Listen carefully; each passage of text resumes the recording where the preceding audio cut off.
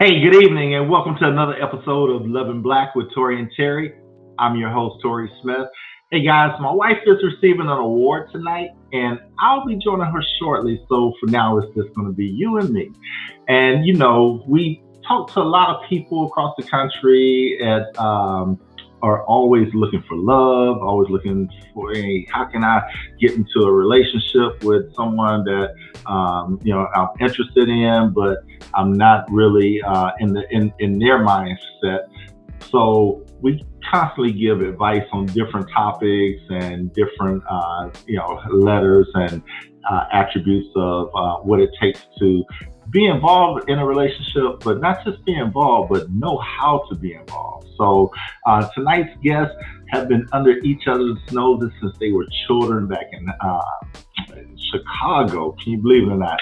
Even though I'm in Houston, they're in Chicago. But anyway, they just kept missing each other for some reason or another until they got to high school. So after this break, we'll be talking with Team Adekoya when we return from commercial. Talk to you in a minute.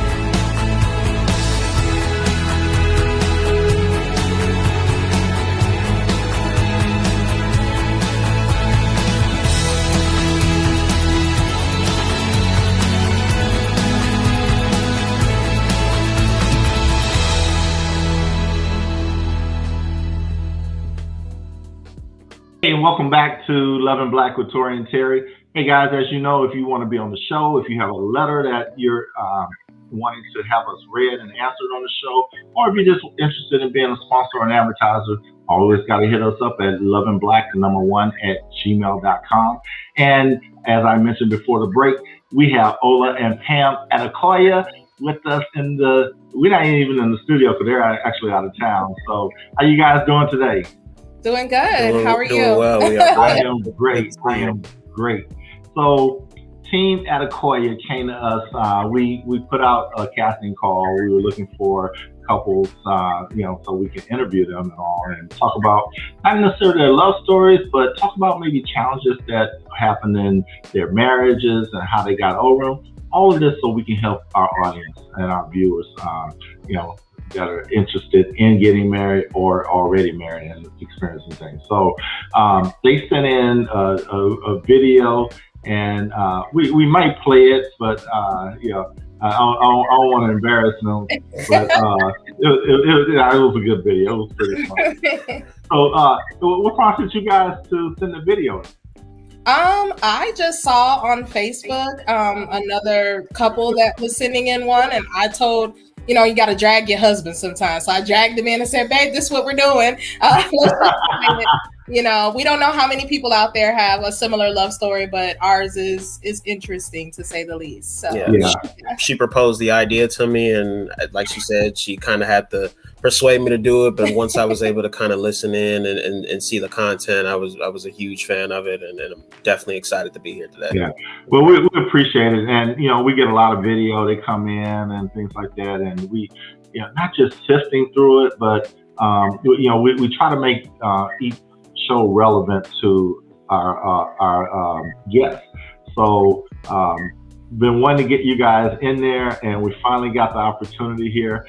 So why don't you guys tell our viewers a little bit about yourselves and where you guys are from? So we're Team Adekoya. We've been together 16 years, been married for 8 years, born and raised in Chicago, 4 amazing boys, moved to Dallas about 6 years ago.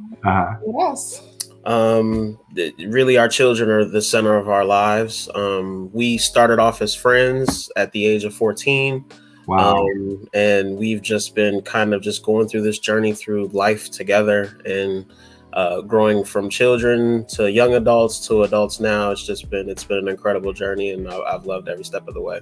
Yeah. A lot of couples really don't experience that. We meet each other later in life, or after multiple failed relationships or even failed marriages and all. But you guys have a unique story that my wife and I enjoyed when we were looking at the video and all. But the thing is that you guys weren't initially together. You just kind of knew each other or knew of each other, right? Right. Absolutely. Yeah. So tell me a little story. How did that transpire? So I remember seeing Ola 7th period world studies class. He was around these group of guys. It was mainly girls in our class because we were honors programs, and he was in the medical side and I was on the more English side of the honors program. And so it was just a group of guys in the back just making smart kids. Noise. Yeah. Right. Yes, we were. And the group of guys were making a ton of noise, and back then, it was cool for people to kind of make fun of each other in a fun, cool way or whatever. And so I looked at him, but he was quiet while it was going on, So it's like, he's kind of cute. I like him. And I just remember saying hi. And at the time I had a boyfriend. And this. And what grade was this? This is a freshman year in high school. Okay. Yeah. 2001. Yeah. So I introduced him to my boyfriend at the time. Oh my God. Did you say 2001? Yeah. Yes. Yeah. I was probably into my third career, and oh my God. And to us, 2001 seems like eons ago. Yes. It was forever ago, for sure. Yeah. But we kind of had some classes together and stuff, and always kind of laughed with each other and thought each other was pretty cool. I didn't think he was into me at all. Well, of course, because you had a boyfriend. Exactly. Yeah, I was admiring from a distance. I know. It's interesting because we just did a show on our radio show about being attracted to someone that really they don't know you exist or whatnot, right? So was that kind of situation? Well, I mean, obviously you knew of each other, but what was going on? Ola, did you just say she got a boyfriend? I ain't gonna mess with it, or you just like, damn, she got a boyfriend, but I think I can get that. What were you thinking?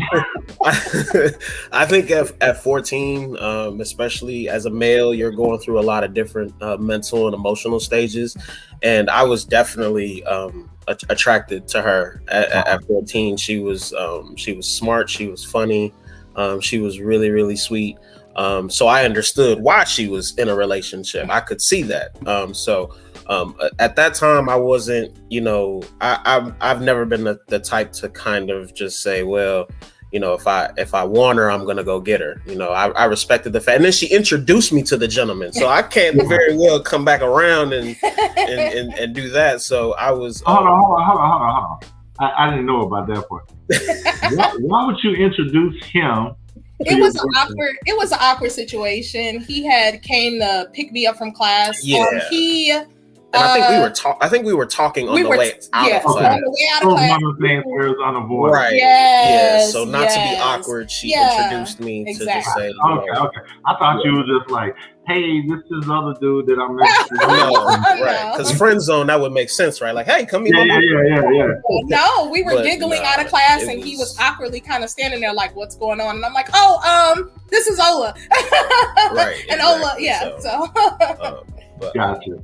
I was able to kind of just, kind of hang around a little bit. Like she said, we shared, not too many classes, but we had a few classes here and there, and our lockers weren't too far from each other, but we were in the same graduating year. Yes. So we all had divisions in the same kind of area, and I always saw her at assemblies, and she danced amazingly. So anytime the dance production did a show, our division was able to kind of, view that. And when I saw her dance, it was like, wow, she's incredibly talented. I liked her even more. But I know we got a small screen here, but can you get up and give us an example? Oh Lord, no!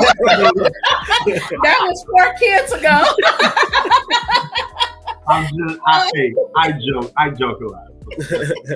That's good. Yeah. So you guys are in high school, and so did the boyfriend ever get jealous of Ola? So he was a year older than we were, and he's also in an honors program. So actually, he had more classes with you guys than I even had with you. I did share a class with this gentleman, yes. Chemistry class we had together. And he would just talk about, because again, they're younger, they're my age. And so he would be like, they're back there, they're joking. Because, they're smart, but you got to be cool. So you're joking, and they're making so much noise. They're not going to learn anything. They're the worst medical, group there is. And so, and I would just be sitting there listening like, oh yeah, well, I think, they're pretty cool and their group's pretty cool. And, there was no room for jealousy because he was definitely very hands-on in the relationship. He would follow me everywhere. He had to plan our schedule out. In high school? Oh yeah, and my mom kind of helped that situation because my mom was very similar to him in raising us, and so it would be like, well, I don't want her out past 6 o'clock. I couldn't be anywhere past 6 p.m. And so we were kind of definitely, you were definitely with someone at a young age with narcissistic personality.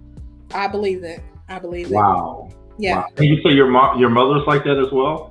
Yeah, so my mom, for fear that things have happened in her past, she was very much, at least with me, super protective. And the way that he physically looked and knowing that he was smart, she trusted that he wouldn't put me in harm's way. Whereas Ola's look was more kind of like gym shoes, like, Aniche from head to toe, fitted hat.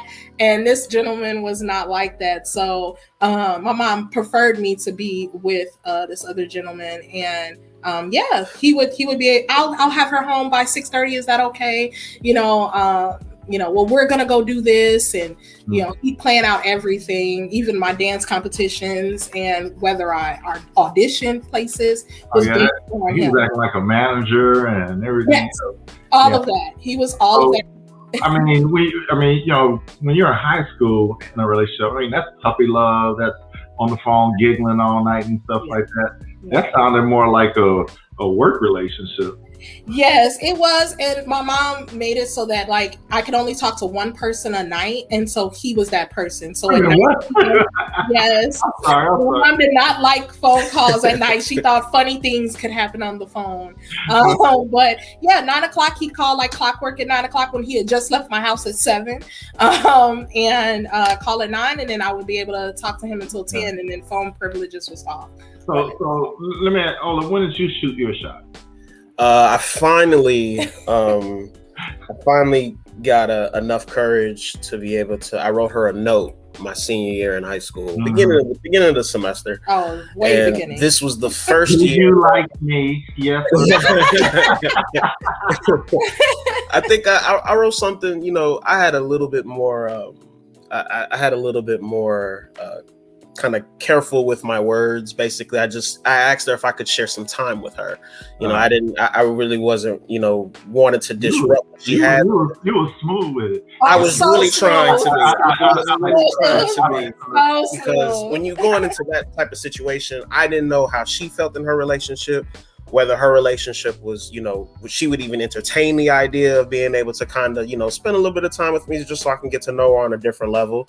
And when I sent the note, I immediately, I gave it to her. I said, this is just for you. Let me know what you think about it. Call me on the number or text me or whatever, what have you. But leaving that conversation, I didn't think she was going to call me. I did not think she was going to call me. My friends were telling me, that's basically a married woman. You shouldn't even be talking to her. It was just like, well, you never really know. To me, it seemed like a married woman. Yeah.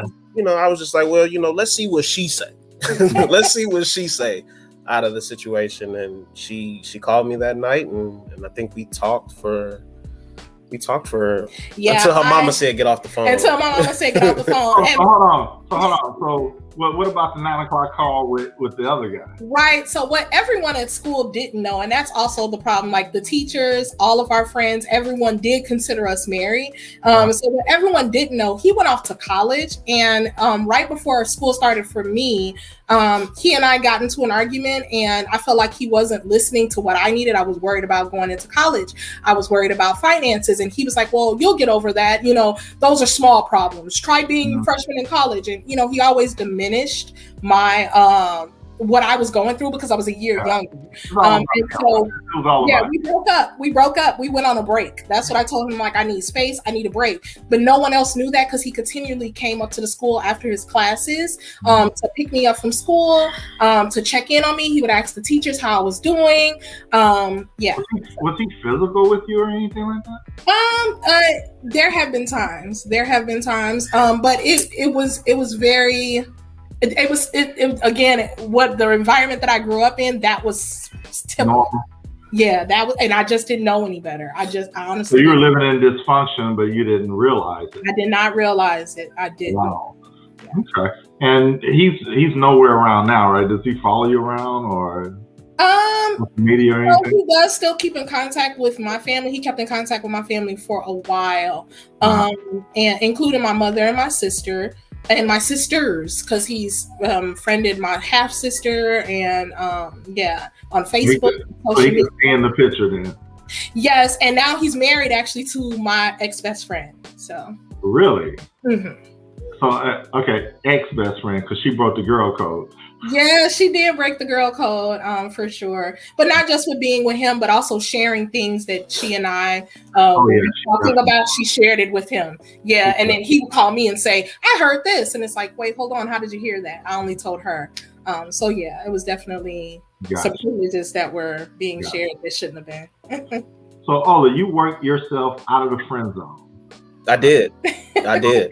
So let me ask you, because when we talked the other night, I was under the impression that, you were just kind of like waiting to take your shot. I mean, were you definitely in the friend zone, or did you kind of put yourself there so you can stay close to the situation?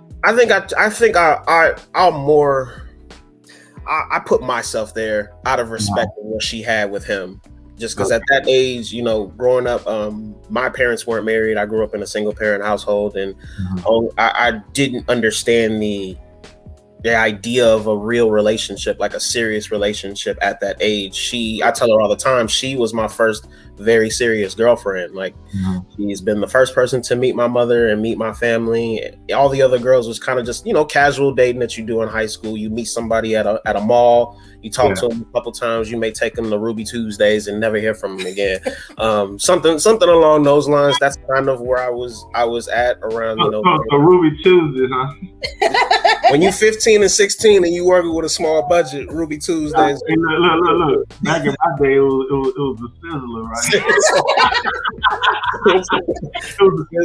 It was the Sizzler. And then when we got older, we got grown, it was Red Lobster. Red Lobster, right? Red Lobster. Red Lobster came towards the end of my career, but yeah, definitely, Ruby Tuesdays, because there was a Ruby Tuesdays always in the bottom floor of the mall. So that's me, was my go-to. I love clothes. I love Ruby Tuesdays though. Yeah, Ruby Tuesdays. They don't have any in Texas, I don't think. Yeah, I haven't seen any either. And just when we were in Illinois for a wedding, we saw that they still had a Ruby Tuesdays at the same mall. I was in Ohio before the pandemic, and I made sure I ate there at least a couple times. That's the only place other than Chick-fil-A I get a salad from. So. Woo! Start on Chick-fil-A. That's a whole nother. If you're listening, I just gave you a plug, so you can come on back with some sponsorship though if you want to. So, anyway, so fast forward, you guys. What that was 12th grade? Yes. Okay, so tell us about your college years. Did you guys go to school together? How did that work? We went to separate colleges because by the time that we had started dating, and even we probably wouldn't have changed it anyways, but by the time we started dating, we had both already, chosen committed our colleges and we committed to it. So our colleges were 45 minutes to an hour apart in not even a suburb. His is in the country of Illinois. Mine was more like suburban of Illinois, close to Chicago. Rosemont, somewhere around that area. No. Well, no, a little west. Yeah. Okay. So his is in DeKalb, and then mine is near Naperville, Lisle. Naperville. I love Naperville. Yeah. Oh, it's beautiful. Yes, I loved it, but it's extremely expensive. So we had no car. Again, I'm first generation college student, and I know like you just didn't have a car. You're not first generation, but you're first generation. He's first generation here. So we didn't have a car. We basically, to get to each other, had to take a bus and a train, and it was like a 2-hour ride. Mm-hmm. Yes. Greyhound. You had to take one Greyhound and then connect to a metro, and then from the metro station, I had to take a cab to get to her. So. Right, and this is before Uber or Lyft. No, nothing. I wish I had that. I wish we had it too. That was love. That was yes, love. Yeah. We did that for a little bit, and then fall. A little bit closer into October, that's when he had decided I was too much. That's when the first breakup happened. Yes. And I just during that period of time, you're going through college, you're going through different changes and meeting different people, and I think at that time, not having the experience of being in a serious relationship with someone that you care deeply about, you don't have the luxury of being able. I used to see her every day. We would be, I'd see her in the morning whenever she got to school because she was always late. And then we always hung out after school, and it was always a good time. We enjoyed being around each other. We had more serious though. So being at two different. Exactly. So it was around that time I just I felt I needed a break, and she was devastated, and I think it only lasted like about a month, maybe a month and a half. Or so. Yeah, it was like 3 weeks. Yeah, it wasn't too long. Her first half of her life, and she was like, "This is all your fault. You're gonna have to get back with me." Right? Yeah, it was difficult. It was a difficult time. So we got back together shortly right before our anniversary in December. And we got back together before Thanksgiving because we came home together for Thanksgiving, and then my grandmother had an accident and ended up in the hospital, and he was with her during that time. She was very close with him. She wasn't very close with anyone else as close as she was with him. So she had an accident. She was in the hospital, and then we both went back to school. We were together that whole time, and then right before Christmas break, my grandmother passed. And he was the last one to go see her in the hospital before she passed. And that surely strengthened your bond with him, right? I what's so funny about it is, even at that time, like when I came home for Thanksgiving, she'd asked about him, and I was like, "Oh, you'll see him soon." And she was like, that's gonna be your husband. And I was like, come on. And I'm like, well, it's not really going the way I want to. I still want to meet his mom. I still want to do all this. She was like, don't worry, it'll be your time, and it'll be soon. I'm like, what are you talking about? Like, what are you talking about?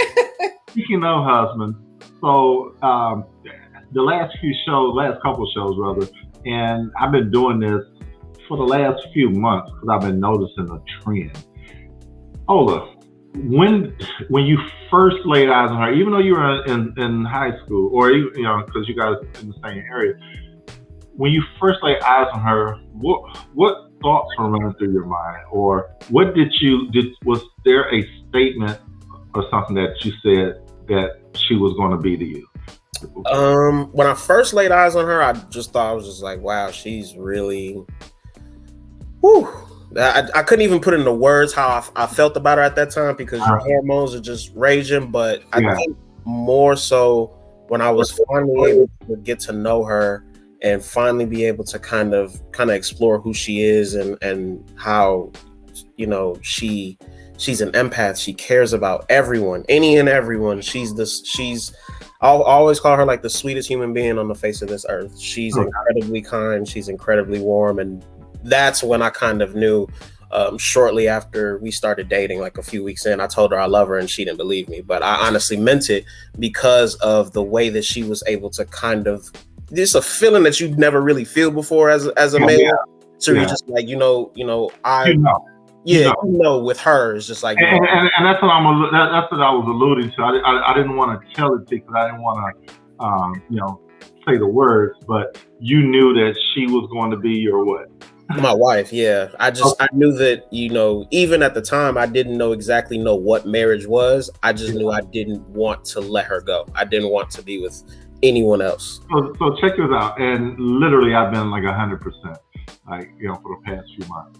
But every couple that we spoke with, whether it's on the show or whether it's in real life during one of our counseling sessions, we go through the love story phase, and every person, including myself, has said, this is going to be my wife. Like maybe the very first time you ever laid eyes on her, something in you said, this is going to be my wife. And once again, it holds true. And it just, I'm going to have to write a book about it or something because, yes, sir. Because it's too prominent within me. But something within our souls just know. Yep. This person that I just met is the one. Yep. Right. So when did you guys actually get married? July 6th of 2013. Yeah. Okay. So from 2001, and you was in college, and 2004. So what took so long? Me. Yeah. You? I took a while. So that's gonna be my wife. Yeah, I knew she was gonna be my wife, but she's gonna have to stick around for a little while because I don't know exactly what that feels like. But I think you have to make sure. Yeah, I had to make sure. I mean, she's always been there. She's always let me know that she was always going to be there. Yeah. We had our first child together before we were married. Our oldest son, Miles, was born in 2008. Okay. And then we were together at the time. Our second son, Bryce, was a complete surprise. He was born in 2010, and things were kind of rough for us during that time as far as our relationship was concerned. We weren't really seeing eye to eye on a lot of the long-term goals that we had. She was getting ready to graduate college. I was still finding my way. I was changing majors, trying to just, figure out how to be able to provide at that point. Because once you become a father before you become a husband, right, there's a whole nother hat that has to be put on. I was more focused on providing for, my son and ultimately for her before I was able to kind of even think about what marriage looks like. Because I hadn't been exposed to marriage in my childhood. My parents weren't married. My aunt and my uncle were the only two individuals that I knew that they were married, and you don't know what a marriage looks like, behind closed doors. Oh, let me ask you, did you take any premarital courses or anything? We ended up, because we had known each other for so long, I going to Benedictine, that it was a Catholic university. So I did a lot of, we had different, even though it was Catholic, different denominations had different sections inside the university. And so Reverend Owens knew of our relationship. Anytime we took a break, I went to her for counseling. I went to them, and Miss Yvette, who also similar story to us with her husband, and her husband and Miss Yvette were, Christian and things like that. So when we wanted to get married or we wanted some situations, I would bring him to my school and we would talk to Reverend Owens or we talked to Miss Yvette. Yeah. And then finally, when we had decided to get married, we had Reverend Owens be our officiant, and before then she met with us to kind of catch up on what was going on with our relationship. And the best advice that I think she gave us is though we are each other's everything, because we have grown up together, that we need to find other people to also be able to kind of speak with, so we're not kind of just leaning only on each other. And that's so true. Yeah, that's so true. Yeah. And one of the questions I was getting ready to ask, is pertaining to that. I mean, you've been with each other since, basically the end of high school and, well into adulthood now. And the thing is that normally when you're like only with each other or only been with each other, sometimes the mind starts playing tricks on, what else is out there, or, what haven't I experienced and things like that. And although you just mentioned that you guys had some challenges going on. So to our viewers that's been in long term relationships, emphasis on the way I said long. Mhm. For some of our viewers that's been in long-term relationships with only that one person that are having problems, what would you say to them? Or give us an example of one of the issues that you guys were having being in a long-term relationship that you've overcome that you can help them with. Obviously, when you're with someone for as long as we've been together, there's there's always going to be tests in your relationship, and there's always going to be tests that you have to deal with individually, and there's always going to be temptation. Temptation is everywhere. I mean, it's earth, and there are a lot of people that do respect the idea that you're with someone, and there's some people that may not necessarily have that same amount of respect. So there was some instances to where I was kind of speaking with other women at the time, and when you have that that time in your life where you kind of feel like, well, I've been with Pam for this amount of years, and I love her, but your male instinct kind of kicks in, and what's kind of going on over here. Your attention span may be distracted, and then mind you, she's not with me. She's an hour away, and there's no Uber. And right when I did get a car, I was still kind of working fairly, heavily, and then still going to school full time, and then partying with my friends and stuff like that. It really just comes down to knowing what do you want as a person. And if you truly do want her, and that's ultimately who I've always wanted, was her.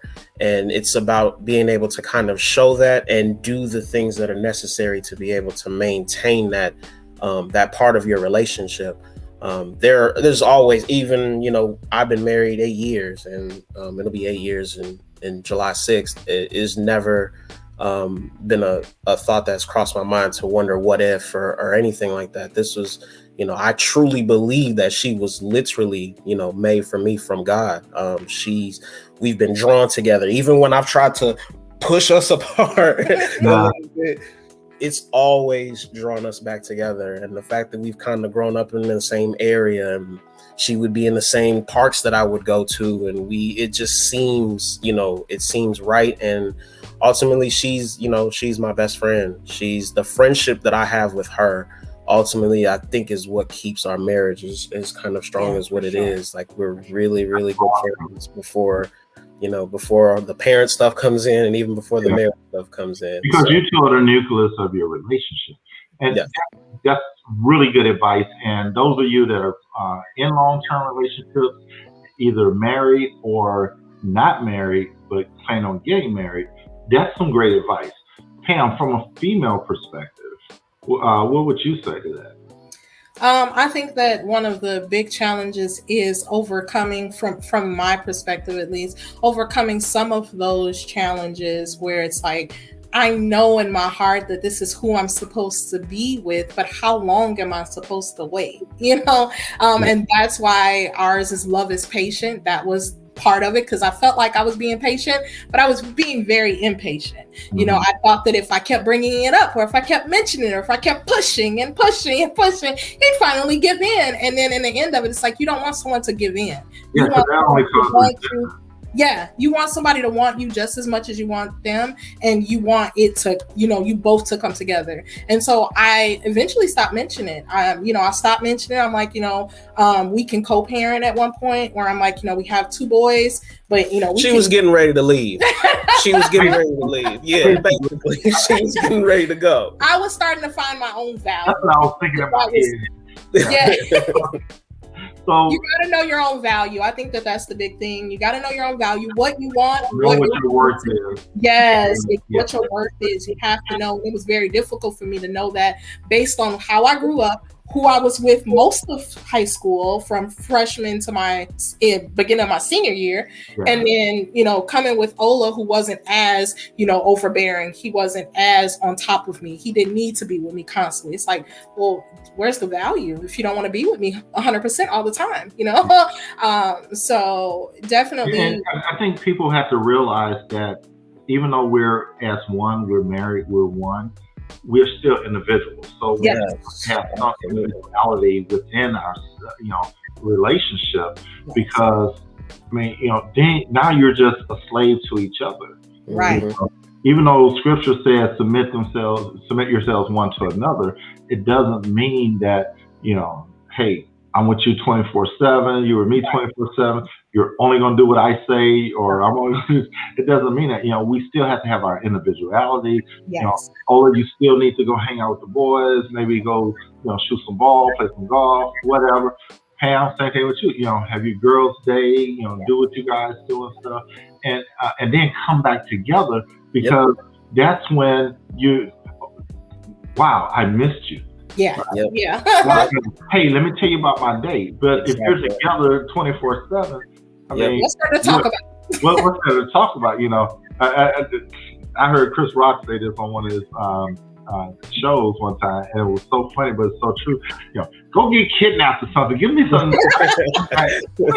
Come back with something exciting to talk about or whatever. Hey, look, we're going to go to commercial, and we are going to come back with the letter of the day, and we're going to read that, and I want your input on that for this particular couple. And so far, I mean, this is a great show, and I just love talking to you guys. So enjoy it. We're going to be right back after this quick commercial break.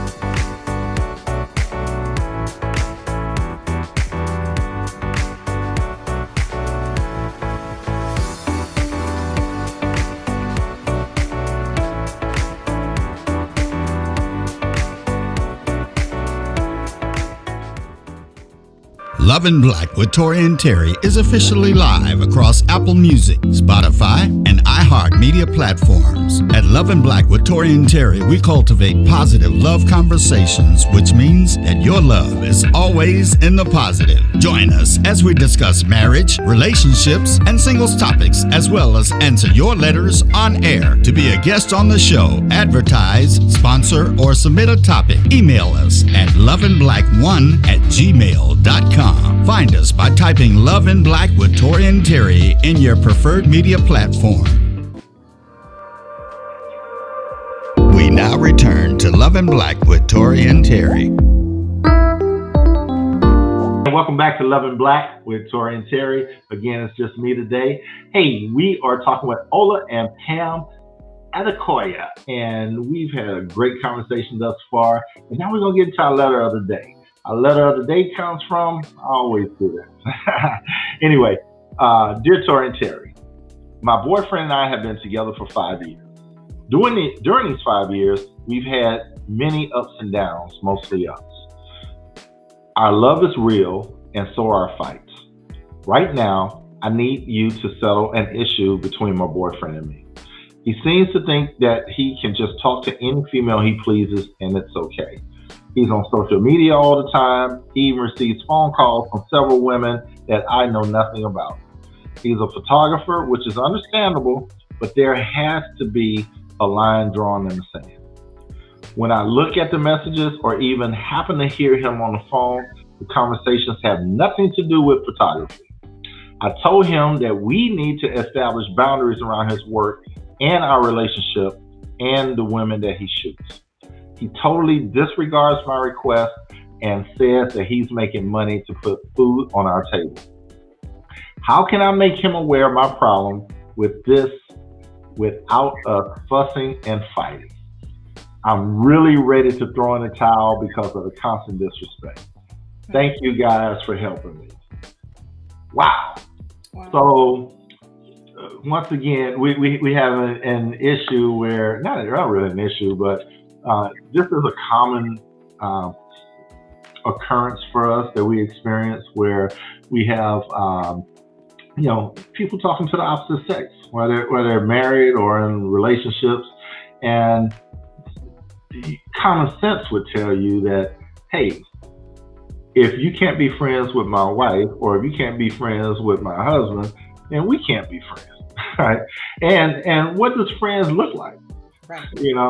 I mean, if you got somebody sliding into your DM or whatever and talking about, hey, I'm checking you out, whatever the word is, or whatever they say. But if you tell them, and we've had this plenty of times. I'm going to say, "Hey, I'm married or I have a boyfriend," and the guy's like, "Well, does he allow you to have friends?" Man, me, I'm looking at it, I just want to snatch dude through the computer like, what the hell are you talking about? You know? So first of all, what constitutes a friend of the opposite sex outside of your marriage? You know, it really, to me, it doesn't make any sense. So, and we've covered this before, but it's always good to hear different people's perspectives. So what do you guys think about friends of the opposite sex? In the beginning of our relationship, that was like a nerve here. That was a huge issue. I was at the place where she was.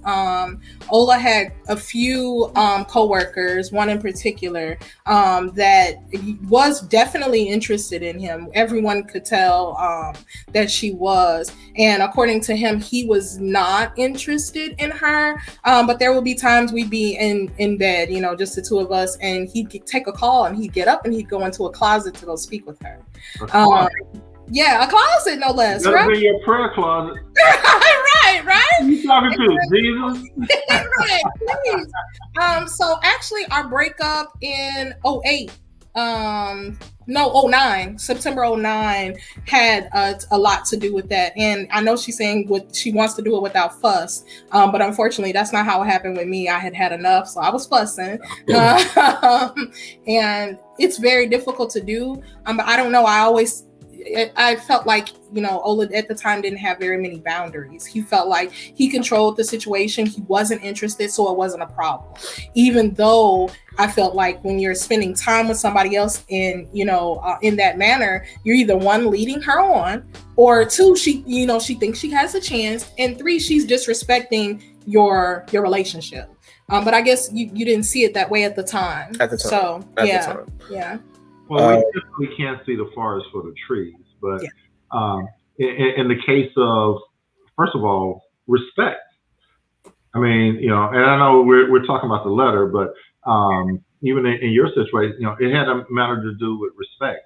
You know, could you not have had that same conversation with that female in front of him? I could have. You know, I definitely could have. Especially because I wasn't interested in this individual. Yeah. So I could have. Okay.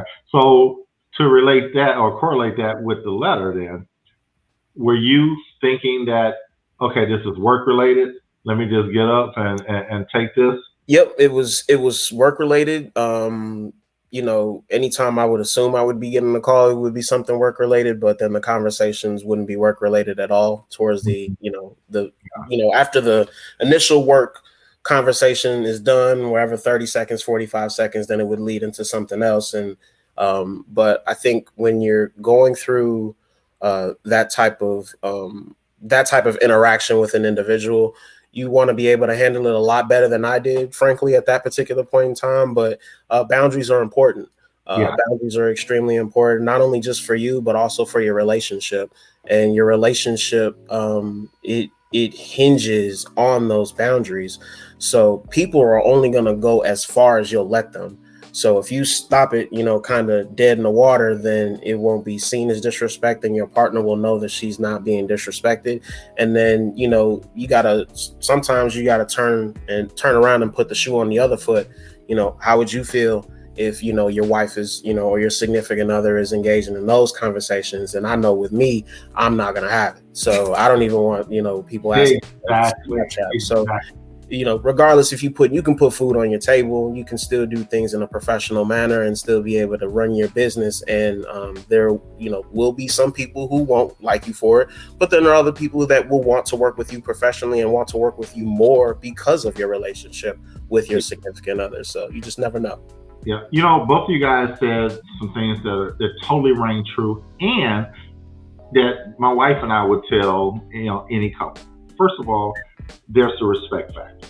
You know, would you talk to someone else of the opposite sex right there in front of your spouse and have to walk away? First of all, that's disrespectful.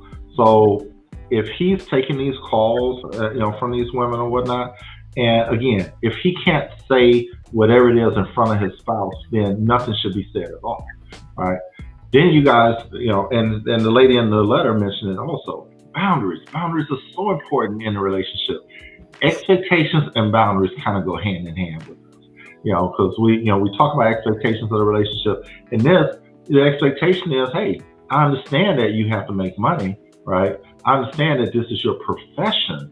However, keep it professional.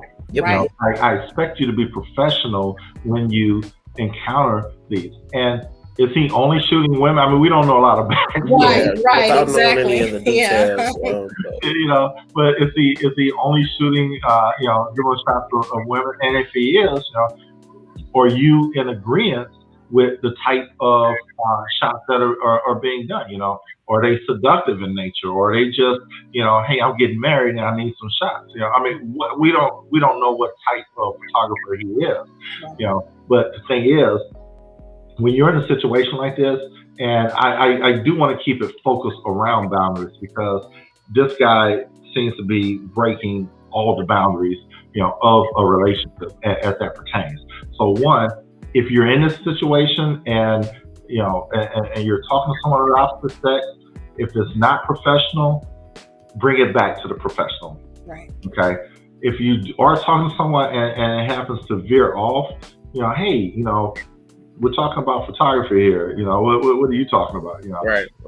And another big thing is, don't talk about your marital issues. Let's say you're on the job. That's yeah. And we get a lot of people that talk about their marital issues to people of the opposite sex.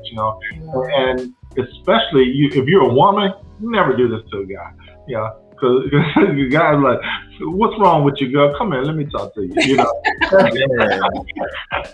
you don't want that going on. Be transparent. Yes. He's not being transparent here. So you have to be transparent in these situations as well. Let your wife in on the conversation.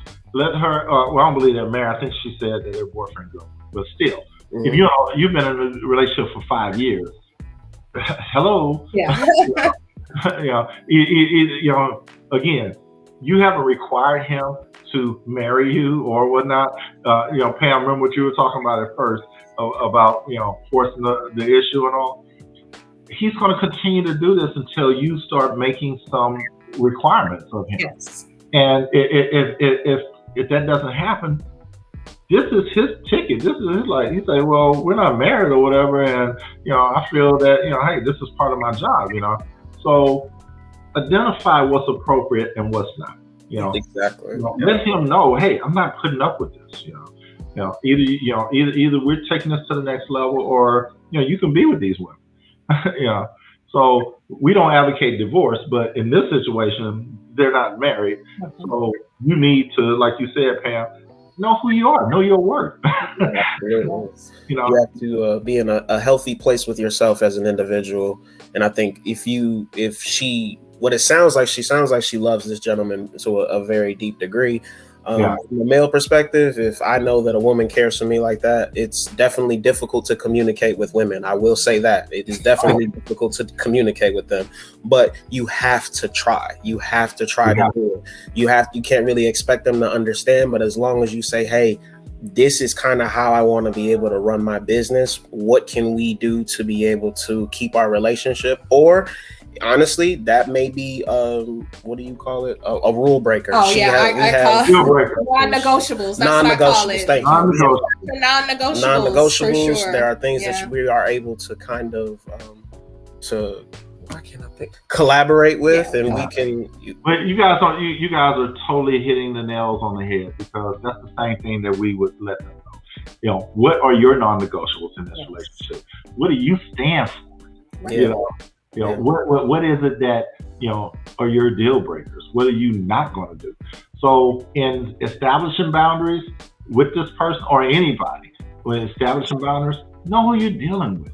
First step in the process is to identify those people that don't respect boundaries. And obviously, this guy doesn't respect boundaries. So know who you're dealing with. If you know he's not the person that respects boundaries, start doing, again, set these requirements of him, right? So I don't even know if I would call, if he thinks boundaries is a word that's going to tie him down and things, talk to him in a manner where, hey, these are things that I need in our relationship. In a relationship, right. Yeah. And if you can't give them to me, then there's not going to be a relationship. So break it down, right? Mm-hmm. Pay attention, when they start to think that, oh, you're setting boundaries, now you're becoming too pushy, and I don't think I discuss stuff that's inappropriate, but you do, and now you're just trying to control me. It's not about that. Let them know it's not about that. It's prioritizing your needs over their needs. Absolutely. Right? Yeah. Absolutely. And if you're feeling like, like he's doing something, you got to trust your gut a lot of times, Find out, for yourself, okay, is this a boundary that's being broken, or is he truly trying to do business here?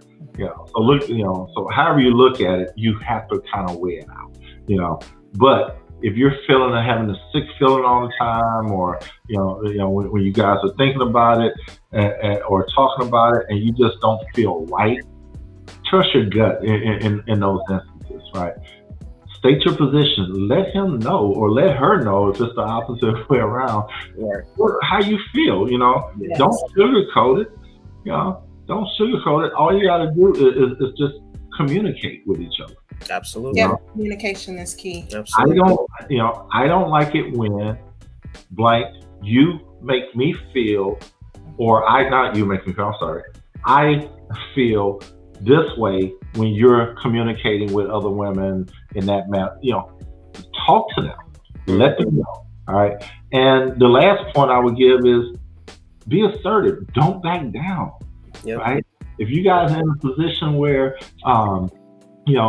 this is happening and boundaries need to be set, don't just give up just because, if he's like, well, I ain't doing nothing, so I don't need boundaries set. No, we all need boundaries set. Yes. But whatever the case is, there has to be boundaries built around it. So Absolutely. That's all I have on it. Guys, I appreciate you guys, and man, you were right on point. You were right along with me, with what we need to, the advice that we need to give us later. Give our viewers one more, just one nugget of advice from the both of you guys that will, encourage them to, hey, go after that person that, that you want. Just stay respectful of people's boundaries. I think that's the main thing, but love is out there. I truly believe love is out there for everybody, for everyone. And if you can identify what you want as an individual, I truly believe that there is love out there for everyone to be able to experience. And when you are able to find that person that you can be lucky enough to spend the rest of your time with, put effort. Continual effort, and your relationship, it changes, it evolves. As you get older, things change. Kids, pets, whatever it may be. Did you say pets? Yes, because I got a lot of them. You don't even like animals. I'm not an animal guy, but I got a lot of them. But that's where love will take you. Love will take you on a journey to where you have a rabbit in your house. But not a rabbit. Yeah, yes. That's where love will take you. But love is definitely a journey. It's a journey that we are blessed to be able to have one another. And I think if you can enjoy the journey along the way, I think everything else will just take care of itself. Awesome. That is some great advice. Thank you. For me, my closing argument here, guys, your marriage is your most precious relationship. Yes. Absolutely. So to protect healthy marital boundaries, you have to decide how to approach these friendships. I don't know if he's calling these women friends or whatever. He's saying this work, but decide how to approach them. If your spouse, and this is the bottom line, even though she's not married to him, it's still important to have boundaries in a relationship. Yes. So if your spouse, your girlfriend, whoever it is, feels uncomfortable about your opposite sex friends, don't push them away or blame them for feeling insecure.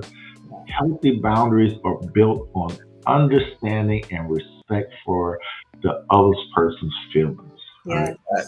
So if you don't have respect for the other person's feelings, Yeah. why are you in a relationship anyway? Right. You're wasting time. Why? Absolutely. Why?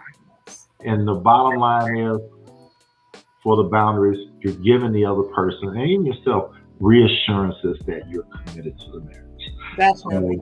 So, yeah, that's all I have. Guys, it has been a pleasure. I really thank you guys for coming on. Thank you for having us. Thank you. Love the conversation, love the topic. I hate that my wife missed it today, but I'm getting ready to join her, at her event. So we just want to thank you guys for joining us, and blessings to your marriage, and blessings to you. Same to you as well, and thank you for having us on, and congrats to your wife as well for the award that she's receiving later today. Thank you. I sure she'll appreciate it. Hey guys, we come to a close here with another episode of 11 Black with Tory and Teri, and just want to thank you guys for tuning in once again. Remember, if you have a letter that you want read and want some advice on it, if you want to be a sponsor or advertiser on our show, or if you just want to be a guest, like the team, I call them team, Adekoya. If you just want to be a guest on our show, all you got to do is send an email to us at loveandblack1@gmail.com. And if you want to be a guest, shoot us a quick little 2-minute video snippet telling us why you love Love and Black and why you guys would like to be on the show. All right. So we will see you guys next Friday night. Same black time, same black channel. I'll see you later. Bye-bye.